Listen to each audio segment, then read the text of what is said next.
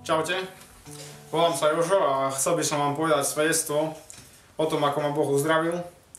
Keď som bol malý chlapec, často som potreboval tabletky a rôzne lieky na to, aby som prežil každú jar, ktorá bola veľmi zlým obdobím pre mňa, pretože som od detstva trpel alergiou na rôzne kvitnúce rastliny a stromy.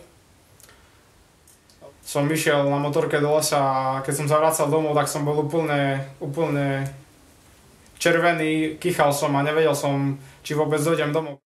Bral poslušne lieky, aby som prežil každý jeden deň, keď som bol v prírode niekde alebo hodzaj v meste, v parku. No, keď som sa obratil a keď som začal nasledovať Ježiša Krista, keď vlastne prišiel zlomový bod v mojom živote, tak som ďalej pokračoval v mojej bežnej rutine. Každú jar som brával lieky a nejako som sa tým nezapodieval. Až túto jar 2012.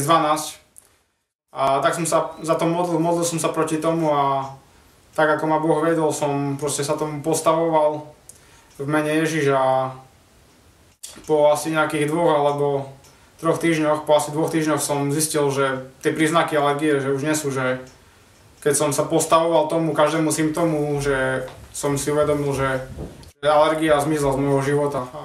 Som si istý, že Boh ma uzdravil, lebo si neviem predstaviť, akým iným zapričinením, akým ľudským zapričinením by sa to mohlo stať. A neexistujú podľa mňa lieky, ktoré by boli jednorazové. Som sa mohol presvedčiť o tom aj počas nasledujúcich dní, počas leta 2012, kedy som bol na mnohých takých túrach a rôznych výletoch, kedy za bežných okolností by som bez tabletky si nevedel predstaviť svoju existenciu a som si uvedomil, že